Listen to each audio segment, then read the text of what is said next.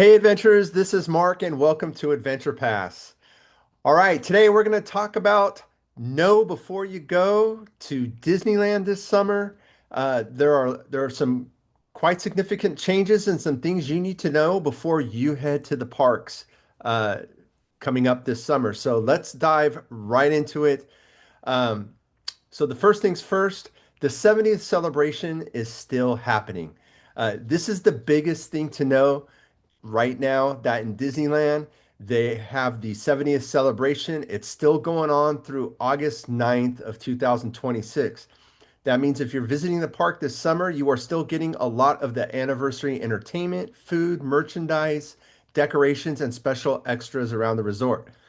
This is very important because summer 2026 is not just a regular Disneyland summer. It is basically the final stretch of the 70th celebration. So there may be more people trying to get one last visit in before it ends. So expect the crowds. It is going to be a very busy summer. At Disneyland Park, one of the biggest draws is the return of Paint the Night Parade. This is a huge nighttime parade with lights, music, and that big Disney energy that people love. If this is running on the day you visit, I would absolutely make it a priority. You don't want to miss it. It is part of the 70th celebration. The Paint the Night Parade is fantastic. Another major show that's happening in this time is the Wondrous Journeys, which celebrates Disney's animation and includes fireworks on select nights. That select nights part matters, so check the Disneyland app or entertainment calendar before you visit. Again, that show is Wondrous Journeys.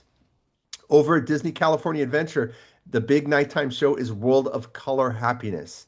This is part of the 70th celebration lineup and is a great way to end your night, especially if you are spending time in DCA. Um, so if you're only visiting for one day, you really need to decide ahead of time, are you prioritizing Paint the Night and fireworks at Disneyland or World of Color over at DCA? So you definitely have some options. Um, so there are some new special summer experiences at the parks. Another thing families need to know is that Bluey's Best Day Ever is part of the Disneyland Park lineup. Uh, Disney says Fantasyland Theater has been transformed into the family-friendly fun fair with activities, songs, games, and a Bluey-themed experience. You're going to find that section right towards the entrance of Toontown. It's at the Fantasyland Theater. So if you're going to go with younger kids, this could be a huge win, but if you're going without kids, this may be something you can skip unless you are a very big Bluey fan. Um, there's also a major update in Galaxy's Edge. That just started on May 22nd. Millennium Falcon Smuggler's Run has a new mission featuring the Mandalorian and Grogu, so don't miss that. This is going to be a big deal for Star Wars fans, and I would expect wait times to be higher than normal for that. And I've actually seen it. It's averaging about 45 minutes to an hour, midday and afternoon. Um, so just make sure you're aware of that. Then over at Disney's California Adventures, Soarin' Across America begins on July 2nd, so that's coming up. This is a new version of Soarin' created for America's 250th anniversary, featuring the natural beauty and iconic landmarks across our country. So if you are visiting here before July 2nd, you're going to probably miss that. If you are visiting after July 2nd, expect Soarin' to be a bigger draw than usual. Now let's talk about tickets, reservation, and deals. This is some of the important stuff here. It's all important, but this is very important. Before you go, remember that Disneyland still requires both a valid ticket and a theme park reservation for guests ages 3 and up. If you have a multi-day ticket or a Magic Key Pass, you need a reservation for each day of your visit. This is one of the easiest mistakes to make. Do not just buy a ticket and assume you are done. Make sure your park reservation is actually confirmed. Disneyland is also offering a summer deal called Kids Rule Summer. This started on May 22nd and it goes through September 7th, 2026. Kids ages 3 to 9 can visit both parks with a special $50 one-day park hopper ticket. This is a fantastic deal. Make sure you capitalize on this one if you have going with kids ages 3 to 9. Uh, that now this is a big deal for families, but it also means you should expect a lot of families in the parks. during that time because this is a very popular deal. There's also a hotel offer where guests can save up to 15% on select Sunday through Thursday night stays from May 22nd through September 7th, 2026, with booking available through August 25th. So if you're flexible, a weekday trip may give you better hotel pricing and possible better crowd conditions than a weekend, although, right, the weekend's the most popular time to go. Um, Lightning lane strategy during the summer. I would strongly consider Lightning Lane multi-pass, especially if you only have one day or if you're trying to do both parks. At Disneyland, Lightning Lane multi-pass lets you pick your first attraction after entering the park, and after you redeem a selection or after 2 hours have passed, you can book another one depending on availability. It also works across eligible attractions in both parks. Uh, my advice, do not waste your first Lightning Lane on something with a short wait. Use it for bigger priorities like Indiana Jones, Space Mountain, Matterhorn, Big Thunder, Guardians, Web Slingers, Toy Story, Midway Mania, or Soarin', depending on your park and what is available. Also remember that Star Wars Rise of the Resistance and Radiator Springs Racers are usually handled separately as Lightning Lane single pass attractions. So plan for that if those are a must do.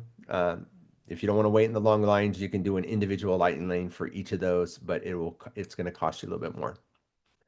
And if you're rope dropping, I would use early morning for rides with lower weights, then use Lightning Lanes later when standby lines start getting heavier.